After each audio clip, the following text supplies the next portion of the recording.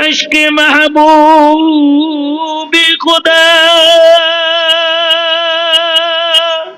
जिस दिल में हासिल नहीं, लाखों मोमिन हो मगर ईमान में कामिल नहीं। बलगल उला बिकमालिही कशफत दुजा बिजमालिही हसनत जमीउ खिसालिही सल्लु अलैहि व आलिही। ला इलाहा इल्लल्लाह, ला इलाहा इल्लल्लाह, जुरे ला इलाहा इल्लल्लाह, ला इलाहा इल्लल्लाह, ला इलाहा इल्लल्लाह, ला इलाहा इल्लल्लाह, ला इलाहा इल्लल्लाह,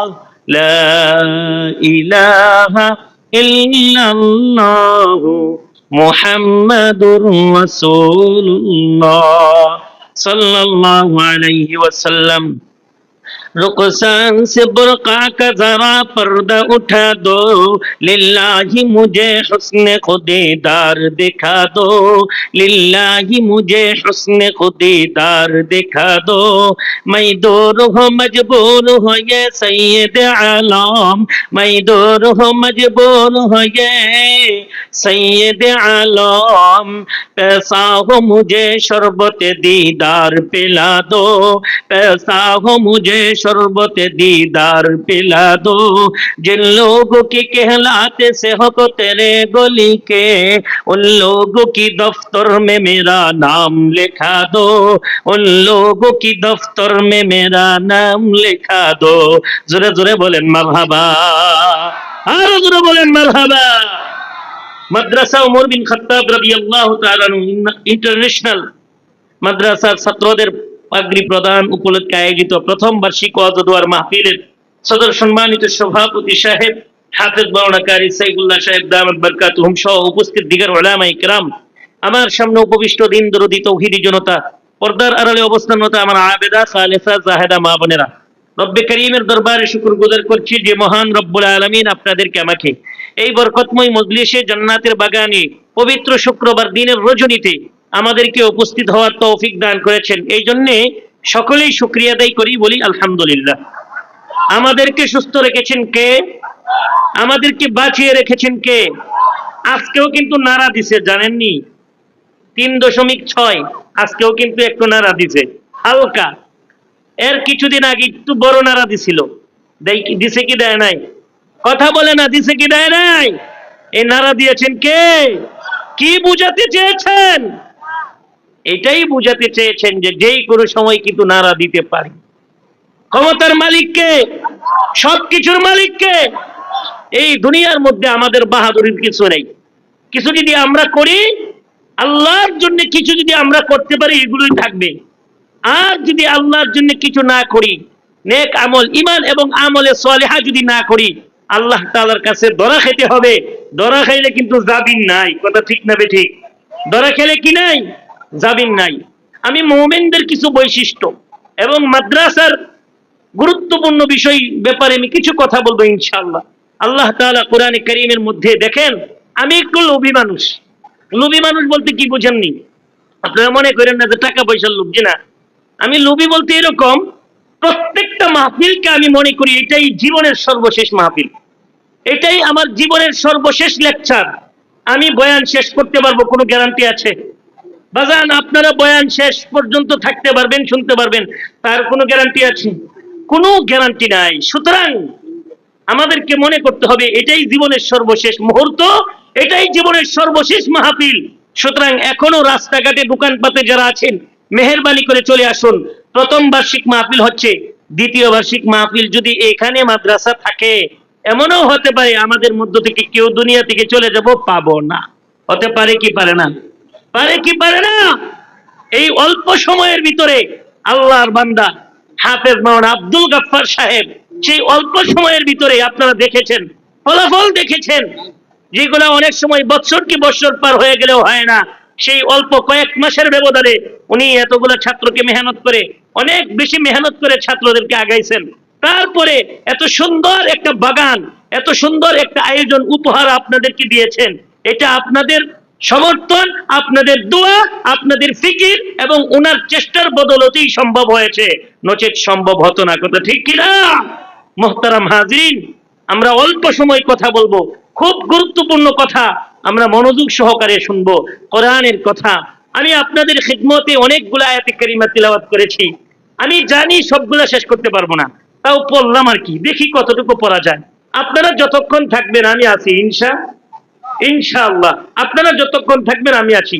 যদি দেখি ওঠা বসা শুরু হয়ে গেছে, ওটা শুরু হয়ে গেছে, যাওয়া শুরু হয়ে গেছে, ওর শেষ এখানেই। এই জন্য মনোযোগ সহকারে শুনবেন, কিছু নিয়ে যাওয়ার নিয়তে শুনবেন ইনশা, এবং প্রত্যেকটা কথা নিজে শুনবেন। আমি আমার জন্য বলতেছি, আমাদের সকলের জন্য বলতেছি, এগুলো আমরা অপরের কাছে দাওয়াত পৌঁছে দিব, বাড়িওয়ালির কাছেও দাওয়াত পৌঁছে দিব ইনশা আল্লাহ।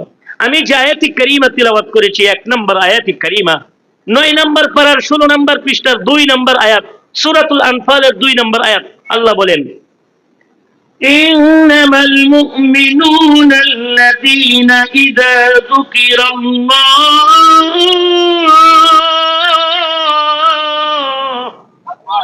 ওয়াজিলাত কুলুবুহুম وإذا تليت عليهم آياته زادتهم إيمانا وعلى ربهم يتوكلون।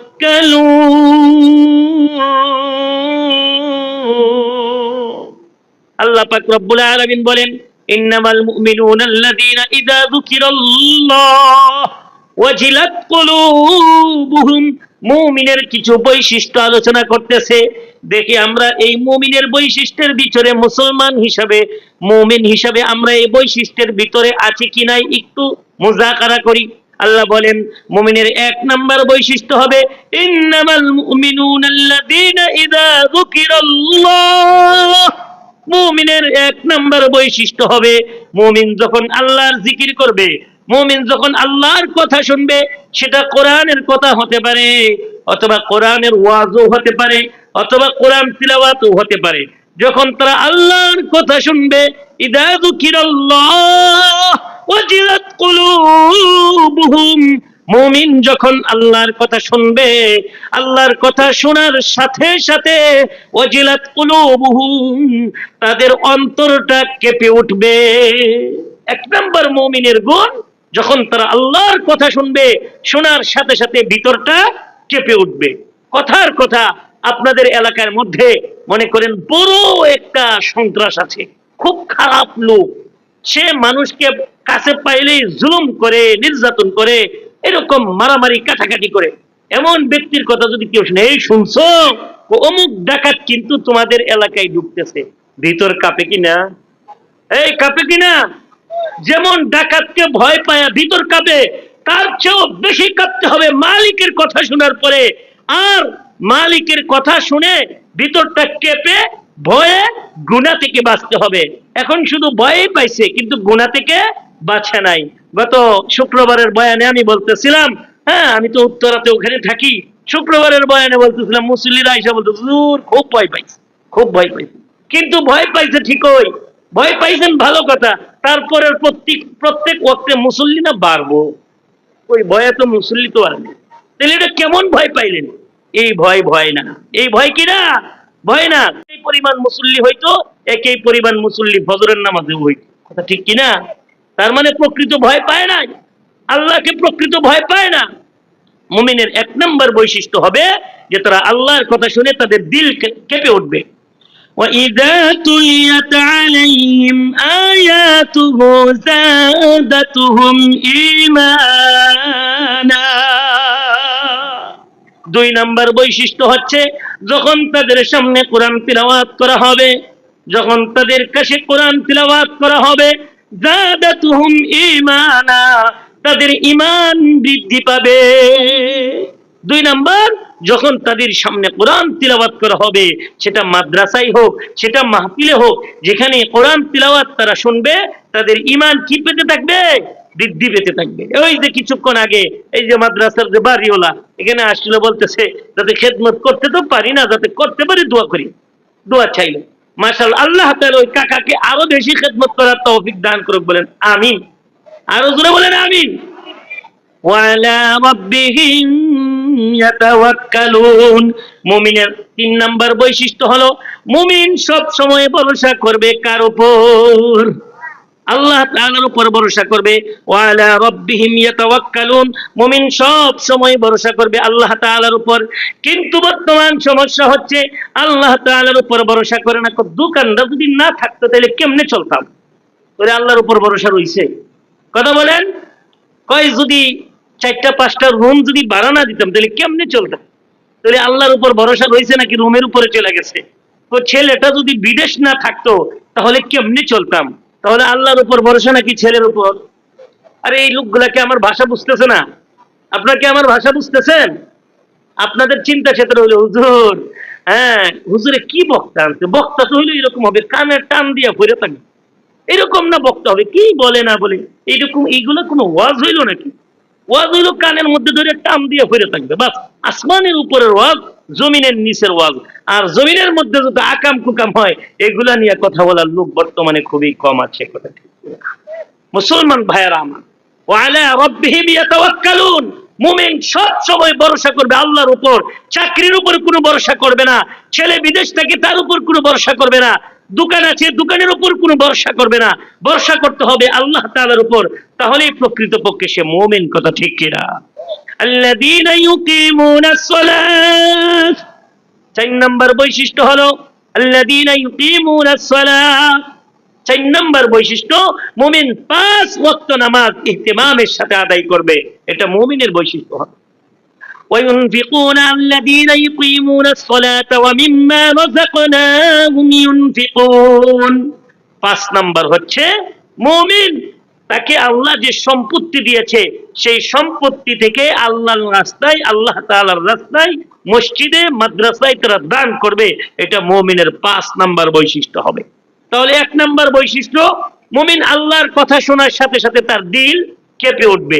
2 নাম্বার, কোরআন তিলাওয়াত শোনার সাথে সাথে তার ঈমান বৃদ্ধি পাবে। বর্তমানে কোরআন তিলাওয়াত শোনার সাথে সাথে ঈমান বৃদ্ধি পায় না। অনেকেই আছে ফাইরা যায়, ছিঁড়ে যায়, গান শুই না চোখ দেবানি ভালায় বৈশা বৈশা, আছে না নাই? কই ফাইরা যাইতেছে, পাশমানদা নাচছে যেদিন, জমিনদা কাঁপছে যেদিন, গান গাইছে খাজা সেই দিন সেই দিন। নাউজুবিল্লাহ কোন। কিরামান কাতিবিন, রোজ হাশরের দিন, কিরামান কাতিবিন, রোজ হাশরের দিন, আল্লাহর কাছে যদি করে অভিযোগ আমরা বলবো দুনিয়ায় ছিলাম মানিকগঞ্জের লোক। নাউজুবিল্লাহ, কয় কি কয় না? আমরাও বলি, কি বলি জানেননি?